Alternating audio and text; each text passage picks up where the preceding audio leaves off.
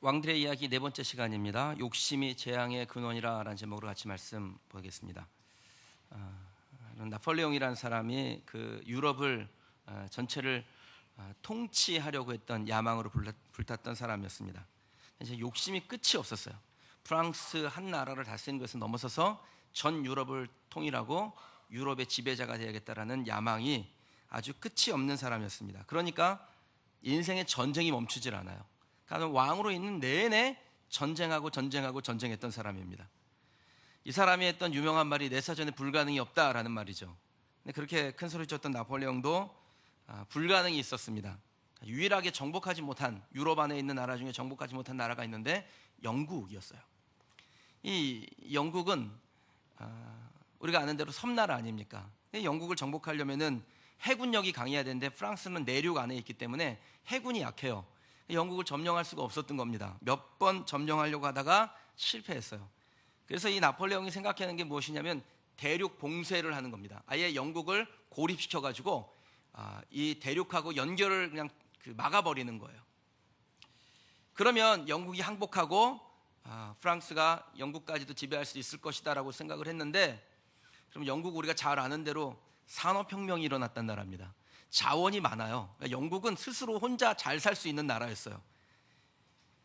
대륙을 딱 봉쇄하고 나니까 아쉬운 게 영국일 줄 알았는데 영국이 아쉬운 게 아니라 누가 아쉽냐면 대륙에 있는 나라들이 이제 아쉬워진 거예요. 영국에서 만든 산업혁명으로 만들어낸 상품들이 대륙으로 건너오질 못하니까 이제 대륙에 있는 나라들이 조금씩 아쉬워지기 시작했습니다. 그러다가 제일 먼저 러시아가 반기를 들고 이 영국과 교역을 시작을 하게 됩니다. 나폴레옹 입장에서 보면 영국도 영국인데 이 러시아를 그냥 둬서는 안 되는 거예요. 이 러시아를 그냥 뒀다가는 한두 나라가 계속해서 일어나고 이러다가는 유럽을 통치하기가 어렵겠구나 생각을 하고 75만 명의 군대를 일으켜서 러시아를 침공하기로 계획을 세웠습니다. 주변에 있는 참모들이 말렸을까요? 안 말렸을까요? 여러분 같으면 말리겠습니까? 안 말리겠습니까? 지금 영국하고 싸우기도 바쁜데 또 러시아하고 싸우자고요? 그러니까 참모들이 다 말렸어요. 현재 병력으로 전선을 러시아와 영국으로 확대하는 것은 어려운 일입니다. 신중을 기해야 됩니다.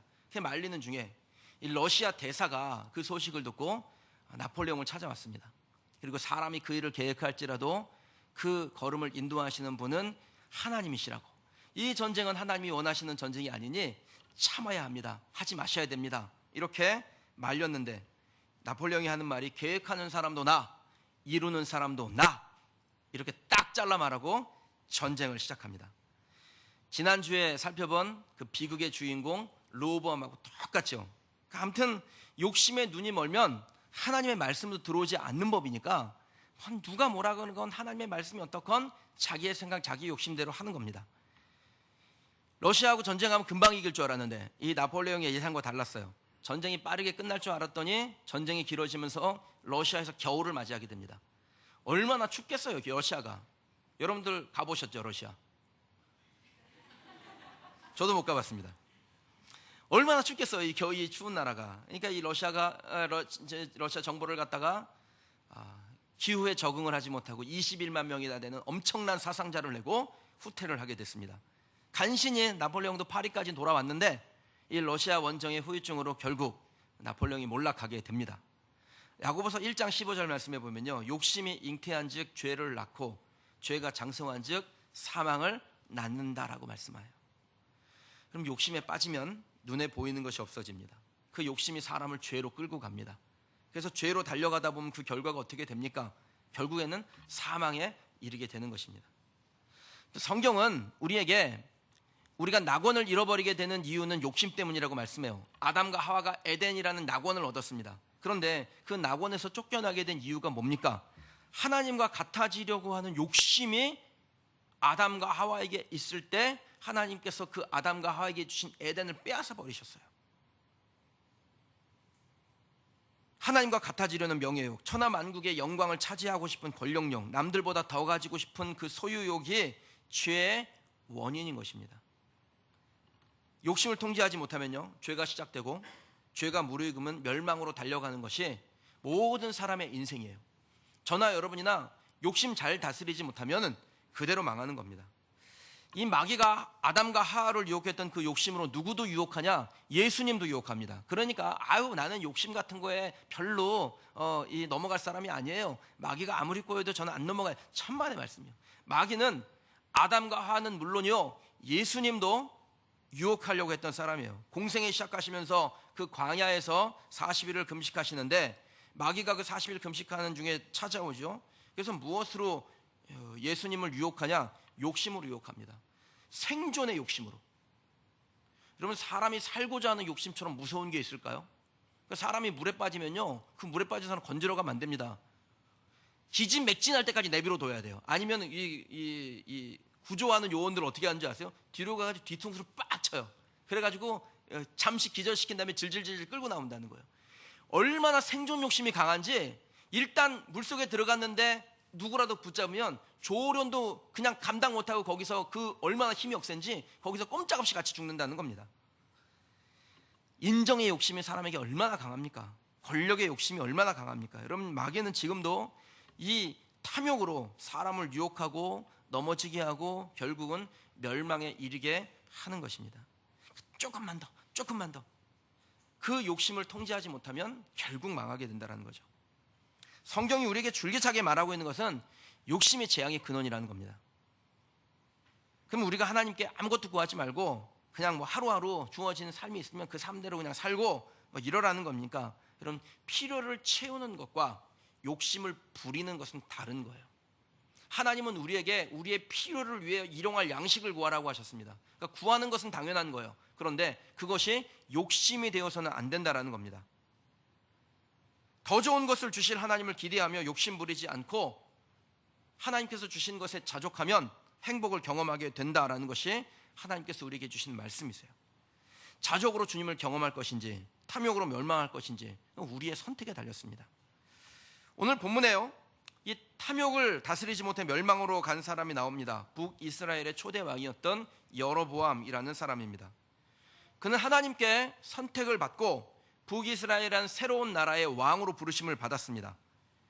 하나님께서 이 여로보암을 부르실 때 주신 말씀이 있어요. 열왕기상 11장 37절에 보면 하나님께서 그에게 율례와 명령을 지키면 다윗을 위하여 세운 것과 같이 견고한 집을 세워 이스라엘을 주겠다라고 말씀하세요.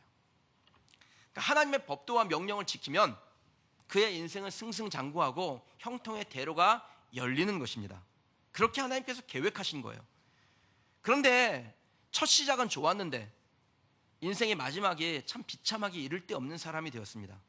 재임하는 중에도 늘 그냥 불안에 시달렸고 간신히 아들에게 왕위를 물려주긴 했는데 그의 부하장수 중에 하나였던 바하사라는 사람에게 단 2년 만에 그 아들이 죽임을 당하고 아예 여로보암 가문 전체가 멸절당하여 가문의 문을 닫는 그런 큰 불행을 겪게 됩니다. 그럼 여로보암이 왜 이렇게 불행한 인생이 된 걸까요? 그럼 그 이유가 자기의 욕심을 이기지 못하기 때문입니다. 하나님의 약속을 바라보고 욕심을 이겨내야 되는데 그 하나님의 약속을 바라보는 것보다 자기의 욕심에 빠지니까 결국 하나님께도 버림받고 자기뿐 아니라 자기 후손들까지도 다 멸망의 길로 인도하는 그런 불행한 사람이 되었습니다. 그럼 여로보암만 그렇겠습니까? 지금도 여로보암처럼 아무튼 욕심을 통제하지 못하면 그 시작이 아무리 좋아도 그 마지막이 비참하게 되는 거죠. 우리가 그런 사람 자주 보지 않습니까? 시작은 참 좋은데 욕심을 통제하지 못해서 그 마지막에 가서 비참한 인생이 되는 사람들. 저는 저와 여러분들이 그런 인생 되지 말라고 하나님께서 오늘 우리에게 이 말씀 주신 줄 믿습니다. 욕심을 통제하지 못한 사람들의 특징이 뭐겠습니까? 오늘 말씀을 통해서 또 나 자신을 돌아보고, 저도 이 말씀을 통해서 나를 돌아보고, 여러분도 이 말씀을 통해서 여러분을 돌아보고, 그리고 내가 이러한 여로보암의 삶을 살지 아니하고 오직 하나님의 말씀대로 하나님께로 돌아가며 살겠다, 그렇게 결단하는 그런 귀한 시간이 되길 주님의 이름으로 축원합니다. 욕심이 재앙의 근원이라고 했는데 여러분, 어떤 재앙이 그러면 찾아오게 되는 것일까요? 첫 번째는 두려움을 이기지 못하게 됩니다. 두려움 못 이겨요. 욕심을 품으면 그 사람은 두려움에 빠지게 됩니다. 욕심을 이기지 못한 사람들에게 비슷한 감정이 나타나는데 불안감에 시달린다는 겁니다. 그러니까 얼마나 많이 가지고 있느냐 적게 가지고 있느냐의 문제가 아니더라고요. 욕심을 통제하지 못한 사람은 불안해지는 거예요. 남들이 볼 때는 풍부한데, 넉넉한데, 괜찮은데 자기 자신은 부족하다라고 생각하고 계속해서 모으려고 쥐려고 하다 보니까 그 부족함 때문에 불안함을 겪게 되는 겁니다. 결핍의 문제를 실제보다 더 크게 생각해요. 지갑에 넉넉한데 그 넉넉한 것이 부족하다라고 보이는 것입니다. 그로 인해서 하지 말아야 될 행동을 하게 됩니다. 유명한 사람들 중에요, 뇌물을 받거나 과도한 투자를 해서 쫄딱 망한 사람들, 그 사람들 보면 재산이 부족해서 그런 게 아니라는 거예요. 우리가 상상할 수 없을 만큼 많은 재산을 가지고 있음에도 불구하고 부족하다고 생각하니까 불안하게 되고, 불안해지니까 더 가져야겠다라고 생각하고 하지 말아야 될 일을 하다가 결국은 있는 것까지도 다 빼앗기게 되는 것입니다. 요즘 대한민국의 최대 뉴스 메이커는 최순실인데, 이 최순실의 재산이 얼마냐? 드러난 것만, 지금 드러난 것만요, 정확하게 법적으로 드러난 것만 뉴스에서 얘기해 주지 않습니까? 드러난 것만 230억 정도 된대요. 그런데 감추어진 은닉 재산을 보니까 약 2조 원이 될지 모르겠다, 이런 이야기를 합니다. 이렇게 돈이 많은데 이 최순실이 뇌물 받은 목록을 보니까요, 그 뇌물 받은 목록 중에 명품 백 1개 이런 것도 있어요. 누구에게 4천만 원 뇌물 받은 거, 자기 딸의 친구의 아버지의 회사를 현대에다가 연결해주고 거기서 뇌물 받은 거, 이런 거요. 저나 여러분에게는 4천만 원이 큰 돈일지 모르겠지만 이 최순실에게 4천만 원이 돈이겠어요? 그런데 정말 어마어마한 재산을 가지고도 별걸 다 받으려고 애를 쓰는구나. 왜 그럴까요? 왜 별 필요도 없는 그렇게 챙길까요? 그 집에 가면 명품백들이 수백 개가 있을 텐데 왜 그럴까요? 그 감정 가운데 부족하다, 더 가지고 싶다, 더 채우고 싶다, 더 모아야 된다라는 불안함이 작동하는 겁니다. 25절 말씀을 한번 보실까요? 함께 읽어보겠습니다. 여로보암이 에브라임 산지에 세겜을 건축하고 거기서 살며 또 거기서 나가서 분우엘을 건축하고, 이 왕이 된 여로보암이 초기에요, 국가를 부강하게 하는 일들을 참 많이 했습니다. 먼저 세겜을 더욱 든든하게 세웁니다. 이 세겜이라는 거 성경에서 여러분 자주 접하시는 도시인데, 예루살렘에서 북쪽으로 한 65km 정도 떨어져 있어요. 근데 이 세겜이 얼마나 지리적으로 그 사통팔달의 도시냐면, 지금도 예루살렘에서 팔레스타인으로 넘어가려면 세겜을 거치지 않고는 갈 수가 없습니다.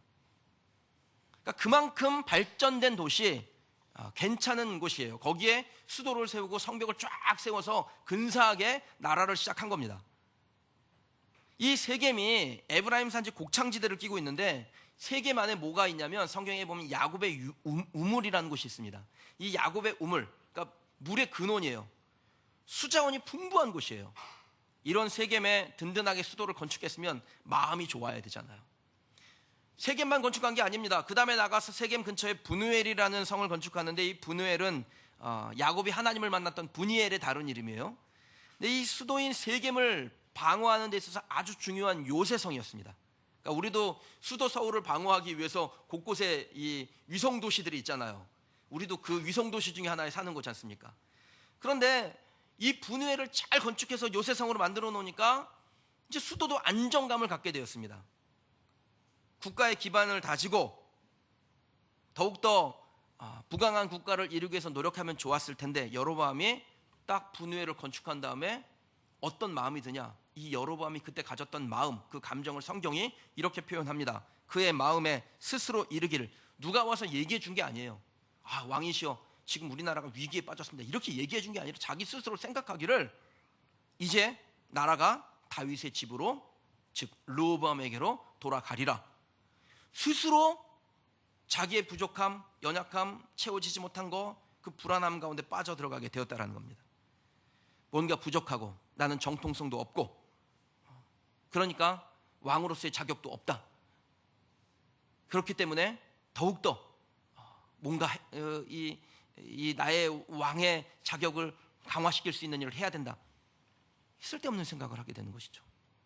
그럼 감사하면 되는 거죠. 세겜의 도시를 만들고 분우엘 요새성을 건축하고 나라를 부강하게 하는 일을 열심히 하고 하나님의 율례와 명령과 계명을 잘 따라가고 감사하면 그의 인생이 승승장구했을 텐데, 이 여로보암이 그렇게 가지 못했다라는 겁니다. 불안한 가운데 빠지니까 어떤 일을 합니까? 절대로 해서는 안 되는 일을 하게 되죠. 금송아지 둘을 만들어 놓고 하나는 베델에 세우고 하나는 단에 세워놓고 이 금송아지가 애굽에서 너희를 인도하여 낸 하나님이라 신들이라 이렇게 우상 숭배를 강요하여 용서받지 못할 죄악을 저지릅니다. 그럼 여로보암이 늘 마음 가운데 뭐가 있냐면 르호보암에 대한 비교하는 마음이 있어요.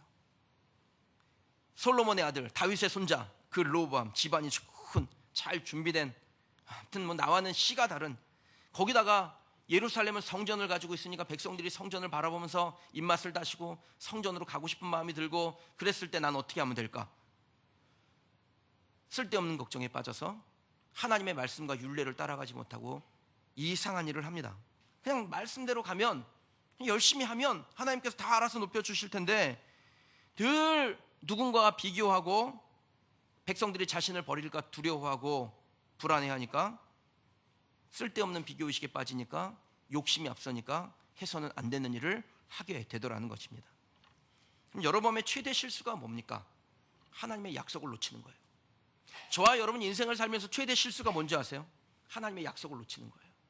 현실에 빠져서 불안해하다가 두려워하다가 하나님의 약속을 놓치는 것입니다. 사람이 욕심에 빠지면요, 하나님의 약속보다 마귀가 와가지고 속삭이는 소리가 더 크게 들립니다. 마귀가 사용하는 속임수가 뭡니까? 우리를 두렵게 하는 것이죠. 너의 경쟁자는 지금도 가게문 열고 있다. 너 지금 여기서 뭐 하냐? 이 말을 딱 들려주는 순간에 마음이 확 불안해지는 거예요.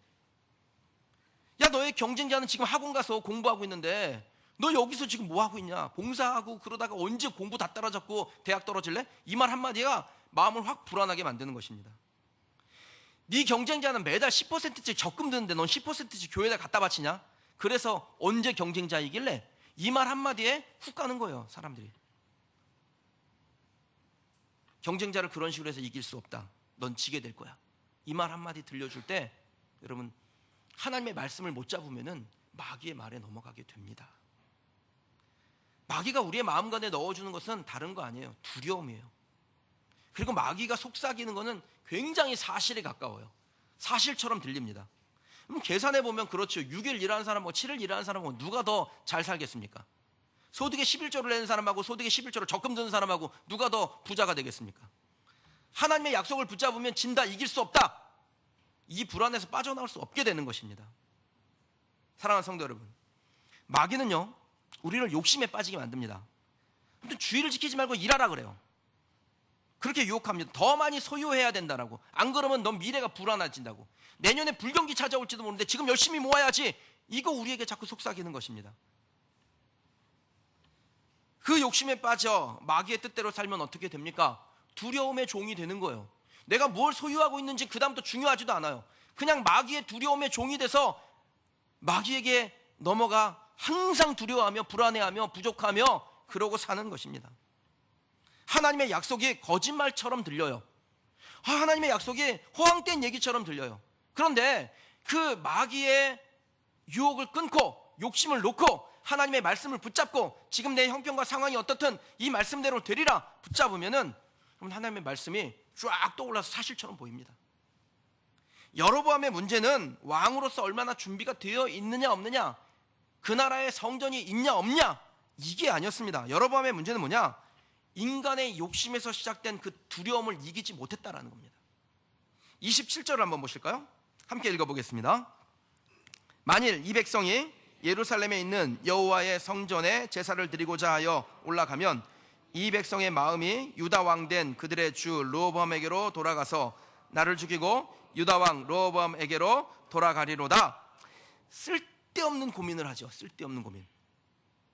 불필요한 두려움으로 가득한 것입니다. 자기가 현재 가지고 있는 것을 잃어버릴지도 모른다는 두려움에 빠진 겁니다.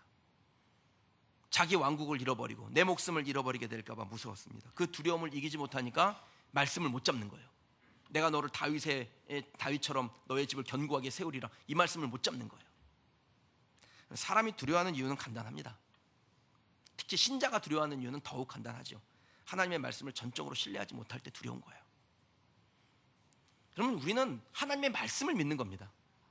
내가 경험한 걸 믿는 게 아니라 하나님의 말씀을 믿는 거예요.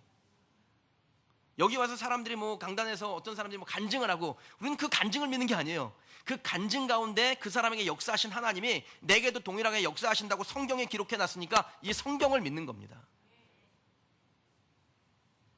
만약에 하나님의 약속을 신뢰하지 못한다면 넘어지게 되는 것이죠. 누구라도 넘어집니다.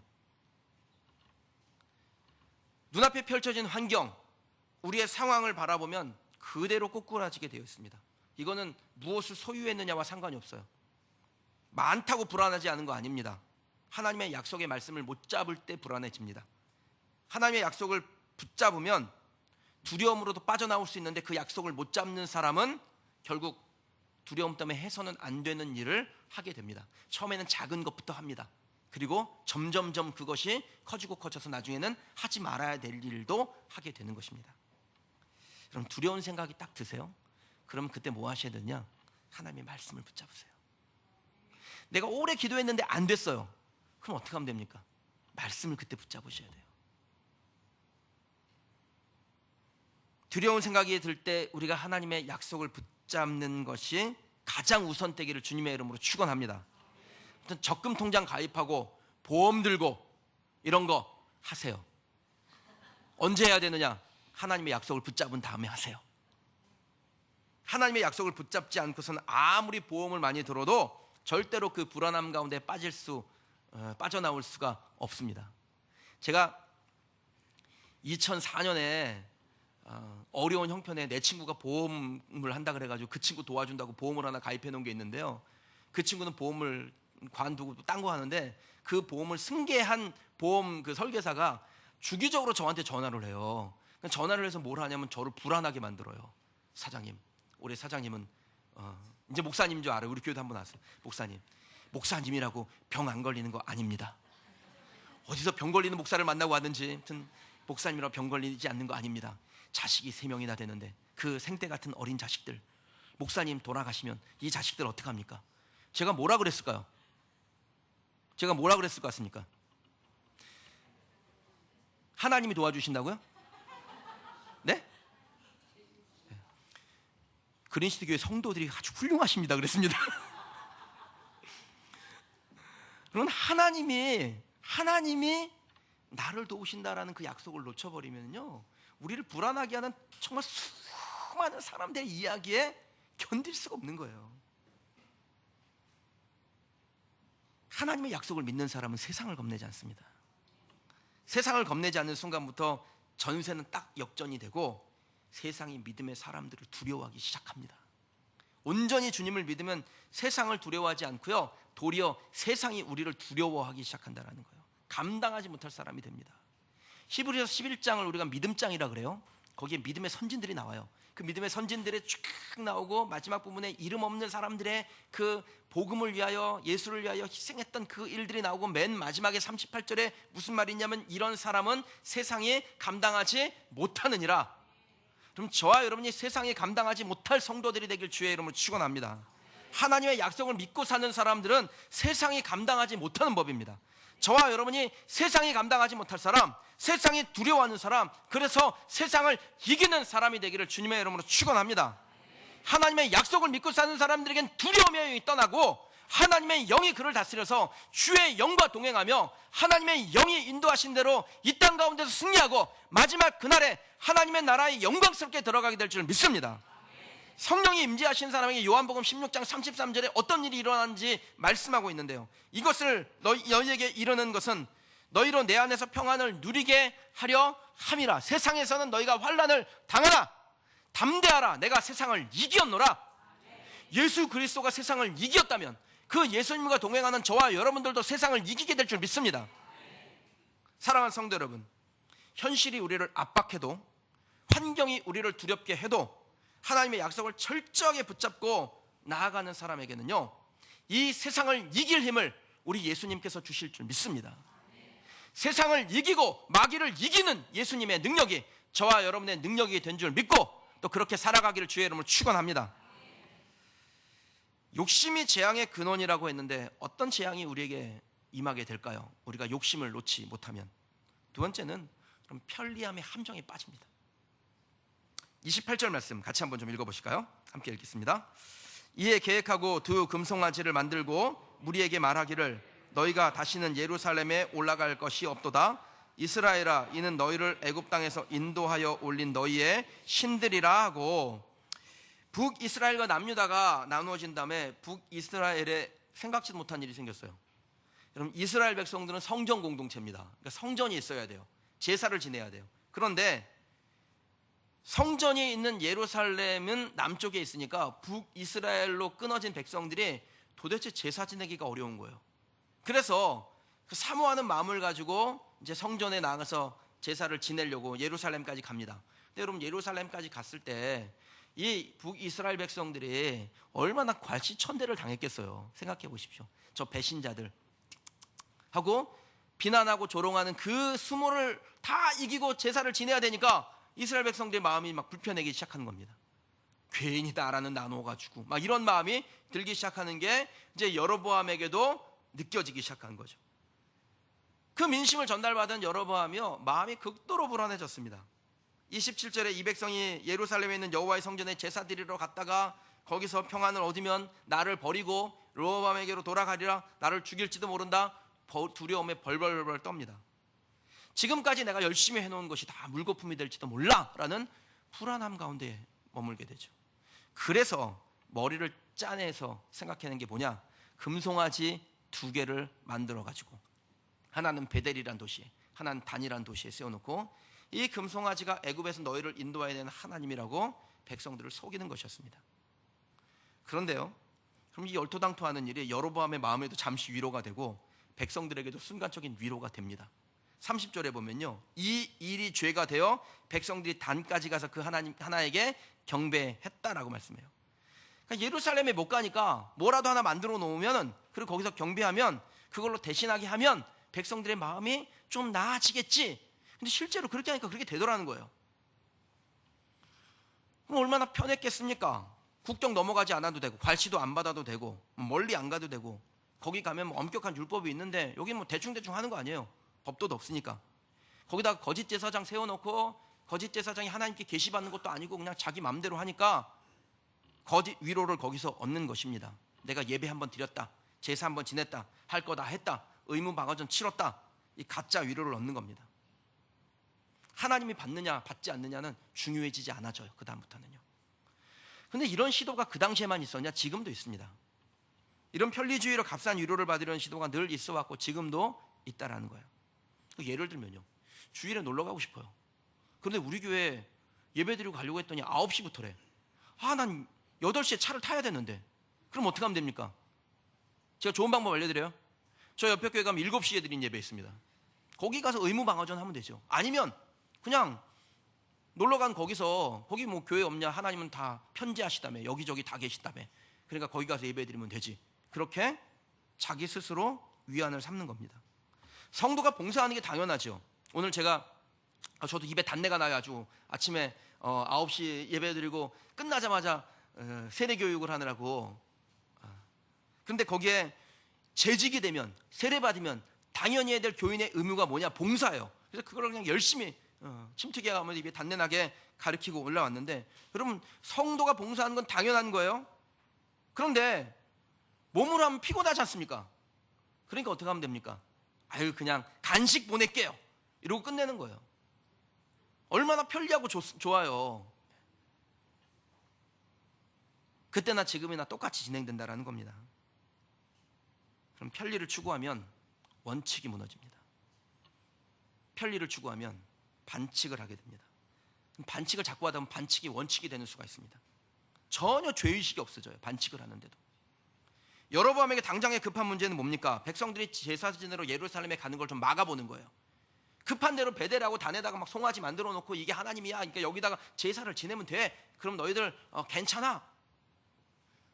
여로보암의 마음 가운데, 하나님의 음성 듣고 왕된 사람인데 마음 가운데 얼마나 그 불편한 마음이 있었겠어요.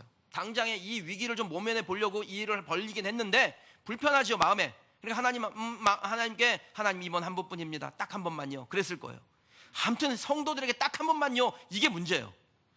딱 한 번만입니다, 하나님 이번 딱 한 번만. 그럼 첫 번째 죄악을 범한 후에 죄가 꼬리에 꼬리를 물고 진행이 됩니다. 한 번의 거짓말을 덮기 위해서는 10번의 거짓말이 필요하다라는 말이 있죠. 일단 죄가 시작되면 그 죄를 덮기 위해서 더 많은 죄를 저질러야 돼요. 31절 32절에 더 많은 죄가 나옵니다. 같이 한번 보실까요? 그가 또 산당들을 짓고 레위 자손 아닌 보통 백성으로 제사장을 삼고 8째 달 곧 그 달 15째 날로 절기를 정하여 유다의 절기와 비슷하게 하고 제단에 올라가서 베델에서 그와 같이 행하여 그가 만든 송아지에게 제사를 드렸으며 그가 지은 산당의 제사장을 베델에서 세웠더라.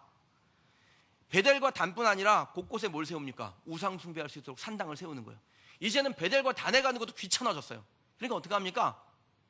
곳곳에 산당 세워놓고 멀리 가지 마, 산당에서 제사 지내면 되지, 그렇게 되는 겁니다. 그럼 산당에서 제사 지내려면 제사장이 필요한데 제사장 숫자를 어떻게 감당해요? 그러니까 아무나 데려다가 제사장을 세우는 것입니다.